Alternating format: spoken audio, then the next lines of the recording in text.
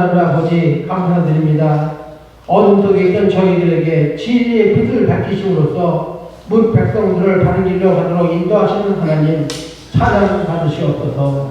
오늘 걸어가신 주님의 교회에 참여한 저희들에게 용기와 힘을 주셔서 신앙의 역행하는 것을 단호히 거절하게 하시고 믿음에 입체하는 것만이 확고히 따라가게 하시옵소서.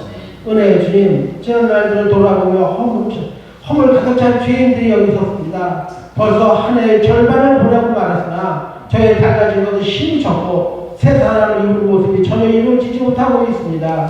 저희들의 이없는 모습을 회개하오니 용서하여 주시기 원합니다.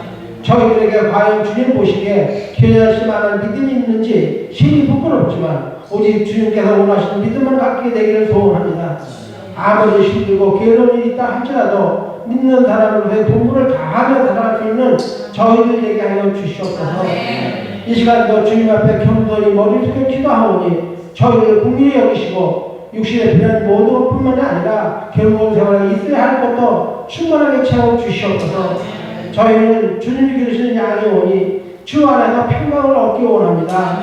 주님의 평안으로 안하여 주옵시고 고든 마음을 세워 주시옵소서. 사랑의 주님, 이 깊은 주님의 날에 마음의 근심과 고통이 있어 주님께 감사드리지 못하는 심령들도 있을 줄 압니다.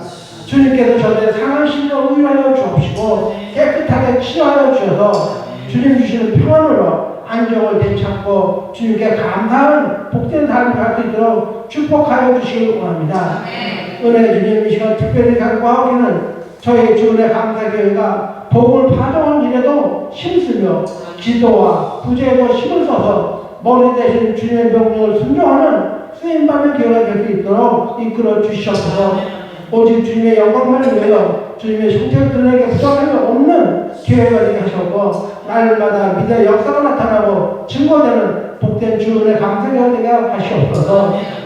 주은혜 주님, 한국에서 모든 장로의 주은혜 감사교회 성도님들의 중국으로 말미암아 모든 정신을 무사히 마치고 기쁨으로 기억하기도 인도해 주심을 감사드립니다. 또 오늘 어깨는 본인 사모님께 주문하시는 2박 3일 성령 캠프 아버지 주님 주관하셔서 모든 일정 무사히 마치고 아버지 배 영광 돌며 모든 이름들이 축복 속에 일정하시도록 축복하여 주시옵소서. 주님, 오늘도 배운 아버지 주님 말씀을 듣고 다음에 거시는 정성남 목사님을 성령의 능력으로 무장시켜 주시옵소서. 그 입술을 통해 선포되는 말씀이 저희 심령 골수를 쪼개고 남을 말씀이 되게 하여 주시옵소서. 오늘도 가정적으로 다양하여 찬양하는 찬양정을 축복하여 주시옵고 가정마다 평강과 흉통기를 주시옵소서. 또한 주님의 교회를 섬기는 종들과 예배를 위해 수종되는 모든 손길들을 기억하시고 이 땅에서 주님의 교회를 위해 충성할 만큼 하늘의 상급보다 넘쳐나게 하시옵소서. 예배의 신용을 주님께서 가져 저희들을 대속해 주시다 구원의 기쁨을 주신 거룩하신 예수 그리스도 이름으로 기도드리옵나이다. 아멘.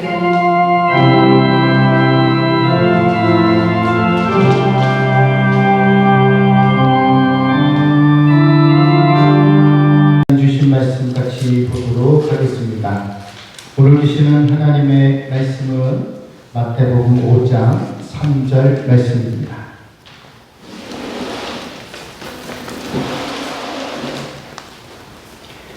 오늘 주시는 하나님의 말씀은 마태복음 5장 3절 말씀 같이 보도록 하겠습니다. 짧은 절입니다. 같이 읽도록 하겠습니다. 같이 읽겠습니다. 시작. 심령이 가난한 자는 복이 있나니 천국이 그들의 것이며. 아멘. 우리 옆에 있는 분들과 함께 인사할까요? 참 잘 오셨습니다. 지난 한 주간도 승리하셨습니다. 또 인사하겠습니다.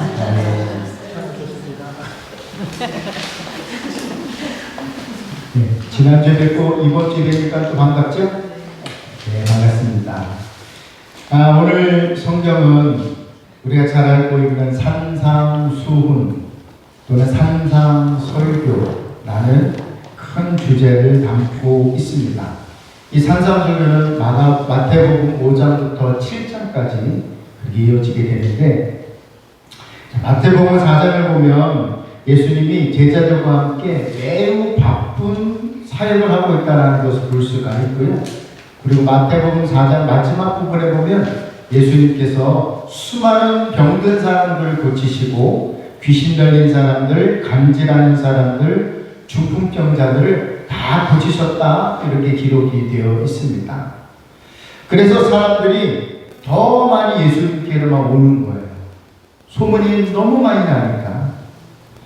그런데 4장은 그렇게 마무리가 되고 5장으로 넘어가면서 5장 1절에서 예수님이 매우 이상한 행동 하나를 하시게 됩니다.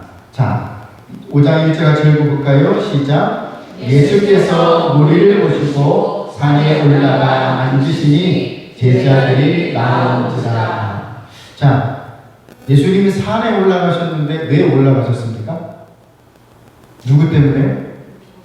무리 때문에. 예수님이 많은 사람들 때문에 갑자기 산에 올라가시는 이상한 행동을 하셨습니다. 여러분, 사람들 많이 모이면 좋은 거 아닌가요? 우리는 너무 사고하죠. 사람들이 많이 모이기를. 예배당이 꽉 차고 막 그러게 원하지 않습니까? 근데 예수님은 사람들이 많이 모이니까 갑자기 산에 올라가셨고, 그리고 제자들에게만 특별한 설교를 시작하셨습니다. 왜 예수님은 수많은 사람들에게 설교하지 않고 딱 12명에게만 설교를 하셨을까요? 그 이유는 예수님의 기적 때문입니다. 사람들이 갑자기 많아지는 것을 보고 사람들이 와 예수님 저기 있다, 예수님을 쫓아다니니까 제자들이 그런 광경을 보고 갑자기 흥분하기 시작한 거예요. 갑자기 기분이 좋아진 거예요. 사람들에게 인기가 많아진 예수님, 야 우리가 그 예수님의 제자다 라고 하는 우쭐한 마음이 예수님께는 보였던 것입니다. 여러분이 군중들이라면 그 예수님을 따라다니고 예수님 주변에서 항상 이렇게 함께하고 있는 제자들을 볼 때에 얼마나 부럽겠습니까? 그렇죠? 우리가 그럴 거예요. 그러니까는 제자들을 부러워하고 그 제자들은 사람들이 부러워하니까 우쭐거리고 교만해질 수 있는 그런 상황이 되어진 것입니다. 예수님은 제자들이 교만해질 것을 보시니까, 그게 미리 보이니까 군중들과 분리를 시켜야 될 필요가 있으셨다. 그래서 시작된 게 산상 설교입니다. 그리고 이 땅에 마음을 두고 이 땅에 인기를 두고 이 땅에 소망을 두지 말고 어디에 소망을 두라고요? 천국에. 그래서 이 산상수훈에는 천국 설교가 굉장히 많습니다. 비유 설교가 굉장히 많습니다. 자, 우리가 이 성경을 통해서 깨달은 영적 교훈은 무엇일까요? 첫째로, 어떤 상황에서도 심령은 가난해야 합니다. 여러분, 그리스도인의 대표적인 마음은 가난한 마음입니다. 있습니까? 이것은 물론 돈이 없어서 가난할 수도 있고, 너무 착하고 의지가 약해서 사람들이 막 내 거 뺏어가고 빌려가고 돌려주지도 않고 이럴 수도 있습니다. 이런 상태도 가난한 상태라고도 말할 수 있겠죠. 근데 성경이 말씀하고 있는 심령이 가난하다라고 하는 것은요, 겸손하다는 뜻입니다. 겸손하다. 자, 예수님은 겸손한 자에게 무엇이 있다고 말씀하시는 거예요? 복이 있다. 겸손해라, 복이 있다. 심령이 가난해라, 복이 있다. 이렇게 말씀하십니다. 자, 심령이 가난하다고 말씀하셨는데, 가난한이라고 하는 이 말씀은 헬라어로 보게 되면 푸토코스라는 단어입니다.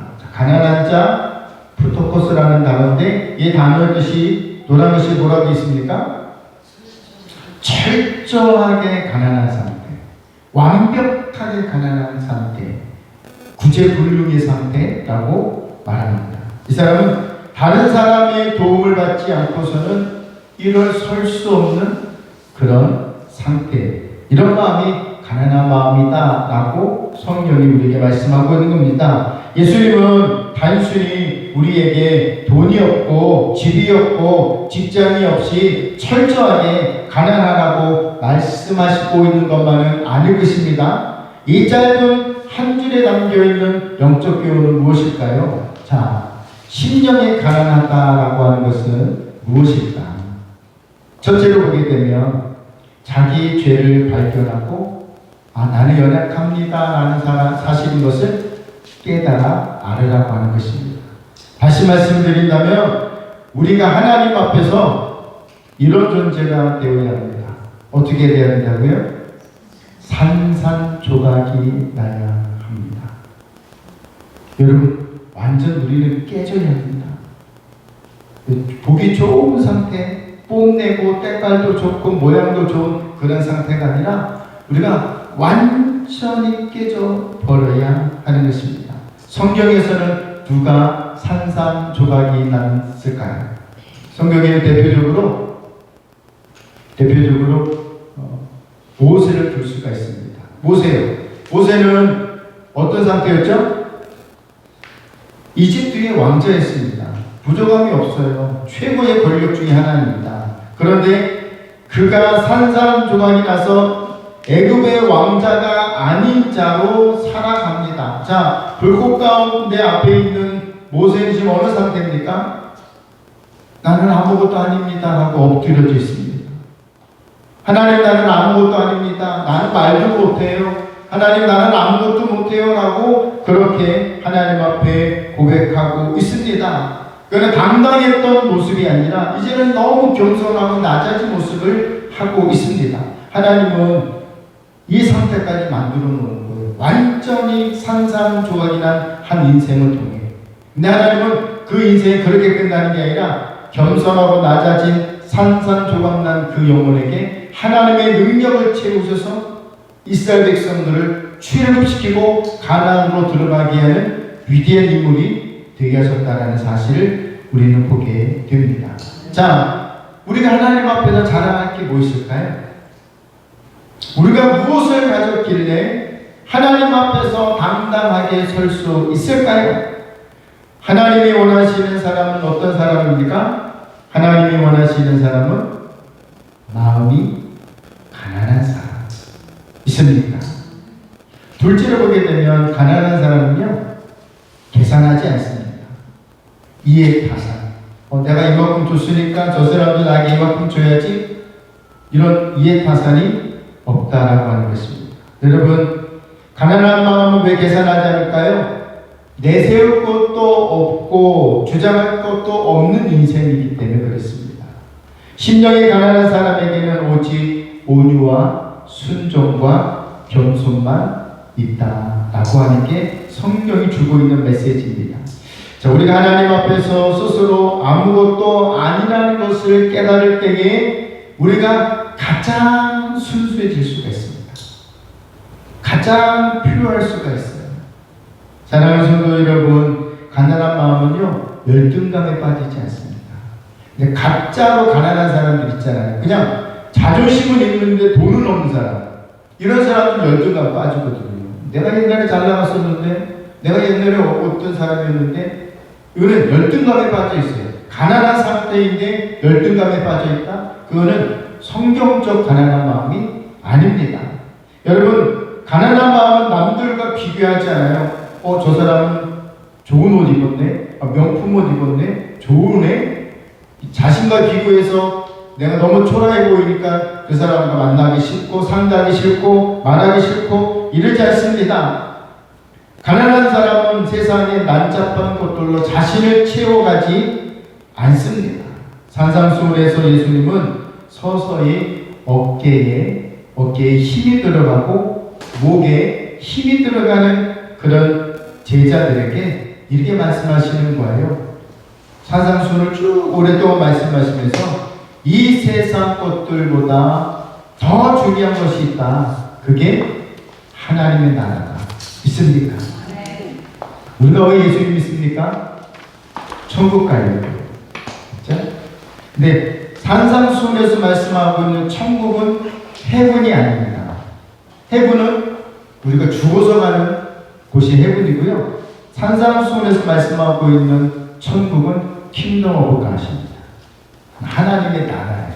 이 영어를 보면 이 구분이 돼요. 근데 우리는 한글은 다 천국이니까 이게 구분이 명확하지 않은데 영어로 보게 되면 heaven과 kingdom of God이 구분이 되어 있다라고 하는 것입니다. 그래서 오늘 말씀하고 있는 것은 kingdom of God, 하나님의 나라, 하나님의 통치가 이루어지는 그런 나라를 말씀하고 있습니다. 자, 이 땅에서 주님한 것이 뭐라고요?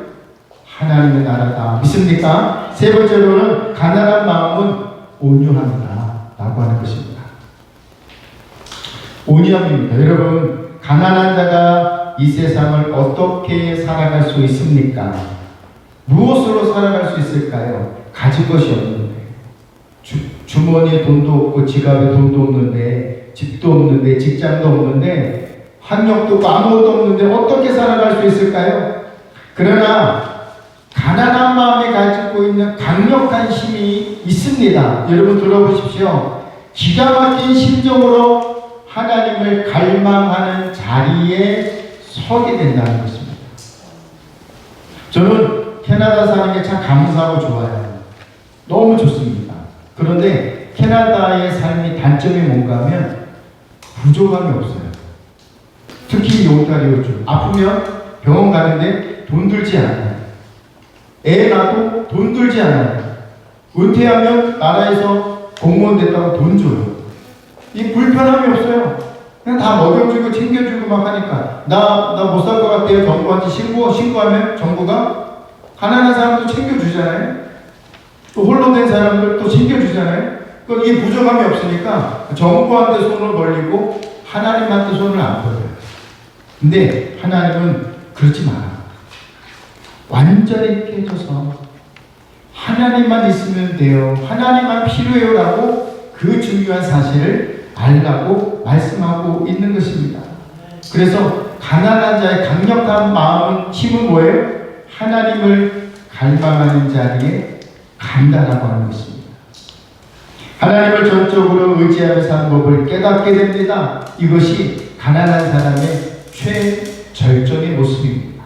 그러므로 하나님을 의지 않고서는 한순간도 살아갈 수가 없다라는 그 절박함이 바로 가난한 마음이다라는 사실을 저와 여러분이 깨닫게 되길 바랍니다. 세 번째로 보게 되면 가난한 마음의 모델이 있습니다. 가난한 마음의 모델은 예수님이시다. 할렐루야. 가난한 마음을 가장 완벽하게 사신 분이라면 그분이 바로 예수님이에요. 성경은 빌립보서 2장 5절에서 8절까지 말씀하고 있는데 한번 볼까요? 자, 2장 5절 말씀 같이 읽겠습니다. 시작. 너희 안에 이 마음을 품으라. 곧 그리스도 예수의 마음이니 그는 근본 하나님의 본체시나 하나님과 동등됨을 취할 것으로 여기지 아니하시고 오히려 자기를 비워 종의 형체를 가지사 사람들과 같이 되셨고 사람의 모양으로 나타나사 자기를 낮추시고 죽기까지 복종하셨으니 곧 십자가에 죽으심이라. 할렐루야.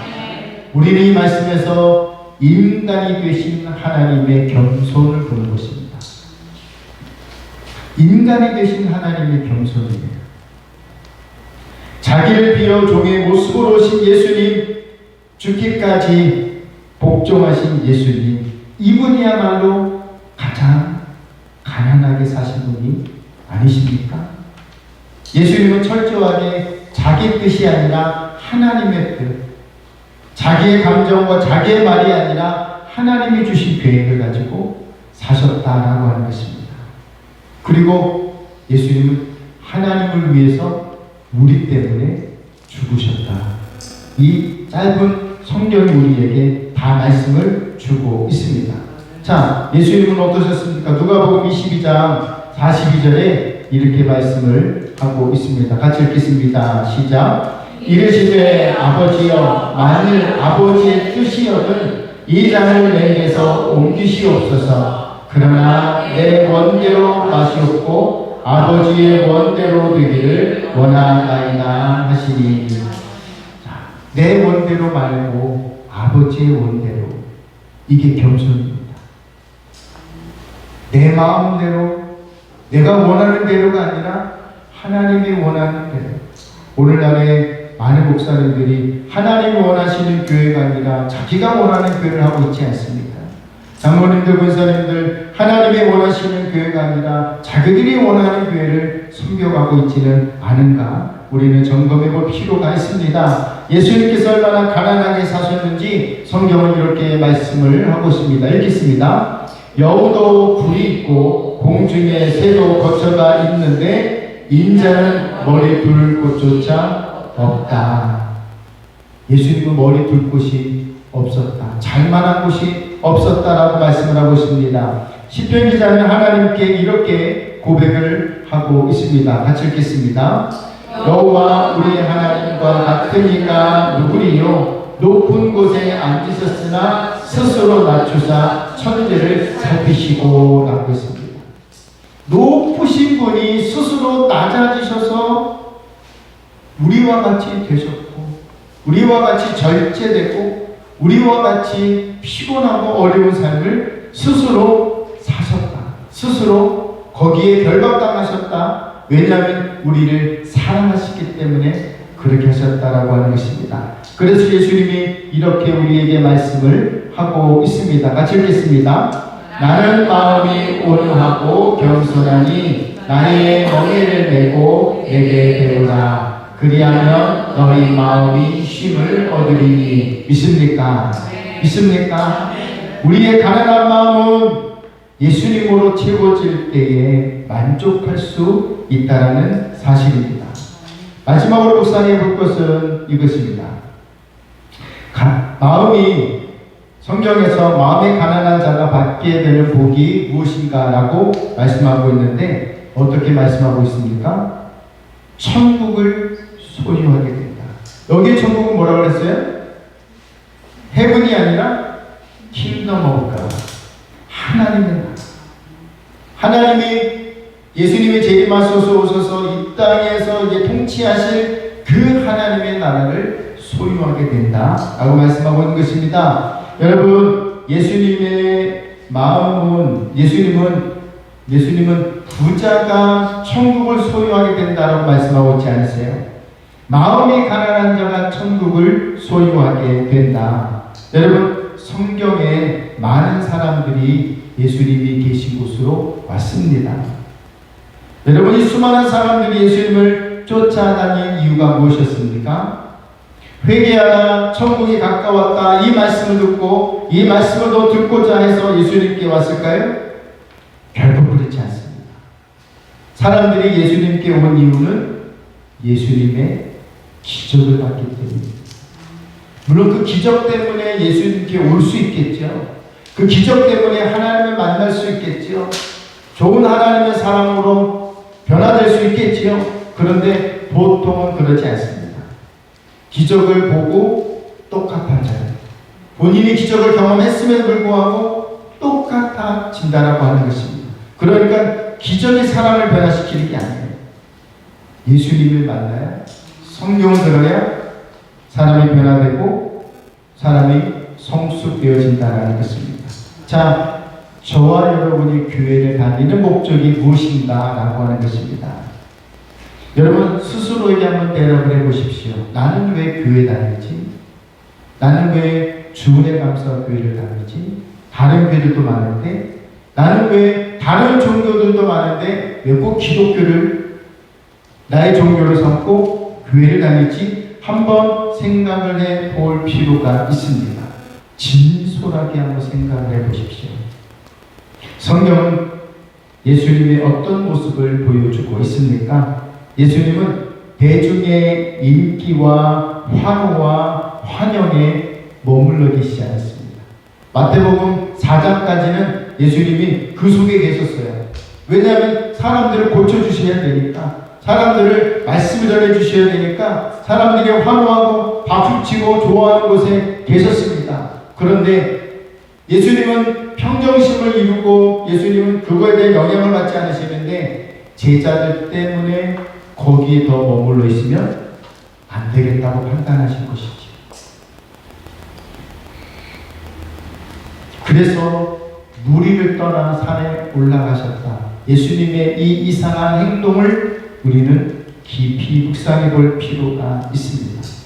이때에 제자들만 예수님을 따라갔다는 게 성경의 기록인데 이 부분이 좀 중요한 포인트 같습니다.